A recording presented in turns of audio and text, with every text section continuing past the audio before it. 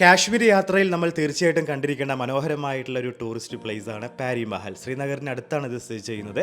പാരി മഹലിനെ മാലാഖമാരുടെ വാസസ്ഥലം എന്നും അറിയപ്പെടുന്നുണ്ട്. സബർവാൻ പർവ്വതനിരയുടെ മുകളിലും ദാൽ തടാകത്തിന് തെക്ക് പടിഞ്ഞാറുമായി സ്ഥിതി ചെയ്യുന്ന 7 ടെറസുകളുള്ള ഒരു പൂന്തോട്ടമാണിത്. 1600കളുടെ മധ്യത്തിൽ മുഗൾ രാജകുമാരൻ ദാരാ ഷിക്കോയെയാണ് പാരി മഹൽ നിർമ്മിച്ചത്. നമുക്കിതിൻ്റെ മുകളിൽ നിന്ന് കഴിഞ്ഞാൽ ദാൽ തടാകത്തിൻ്റെ ഒട്ടുമിക്ക ഭാഗങ്ങളും മനോഹരമായിട്ട് വീക്ഷിക്കാനായിട്ട് സാധിക്കും. കാശ്മീർ ശ്രീനഗറിനടുത്തുള്ള തുലിപ് ഗാർഡനിലേക്കാണ് ഞങ്ങളുടെ അടുത്ത വിസിറ്റ്. മാർച്ച് അവസാനത്തോടുകൂടി ഓപ്പൺ ആവുകയും ഏപ്രിൽ പകുതിയോടുകൂടി ക്ലോസ് ചെയ്യുകയും ചെയ്യുന്ന തുലിപ് ഗാർഡൻ ഏഷ്യയിലെ തന്നെ ഏറ്റവും വലിയ ഗാർഡനാണ് ഇവിടെ സെറ്റ് ചെയ്തിട്ടുള്ളത്. വർഷത്തിൽ ഒരിക്കൽ മാത്രമാണ് കാശ്മീരുകാർക്ക് ഈ ഒരു തുലിപ് ഗാർഡൻ കാണാനായിട്ട് സാധിക്കുക. തുലിപ് ഗാർഡൻ കാണാനായിട്ട് ഒരുപാട് ഇന്ത്യക്കാരാണ് ഇങ്ങോട്ട് ഒഴുകിയെത്തുന്നത്.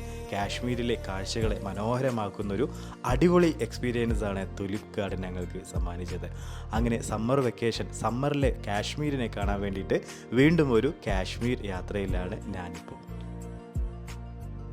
ശ്രീനഗർ ദാൽ ലേക്കിൻ്റെ അവിടുന്ന് 7 കിലോമീറ്റർ ട്രാവൽ ചെയ്തിന് നമുക്ക് തുലിപ് ഗാർഡനിൽ എത്താനായിട്ട് വളരെ ഈസിയാണ്. രാവിലെ 7:30 മണി മുതൽ സന്ദർശകരെ ഇങ്ങോട്ട് അലൗഡ് ചെയ്യുന്നത് കേട്ടോ. മാർച്ച് പകുതിയോട് കൂടിയിട്ടാണ് ഈ ഒരു തുലിപ് ഗാർഡൻ ഓപ്പൺ ആവുക.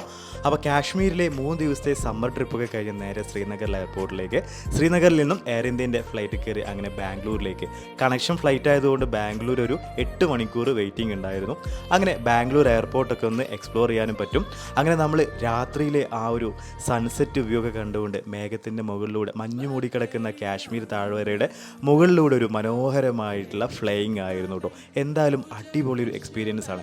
താഴെ കാണുന്നത് സോണാമാർഗിൻ്റെ ആ മഞ്ഞ് വീണ് കിടക്കുന്ന കുന്നിൻ മലകളാണ് കേട്ടോ.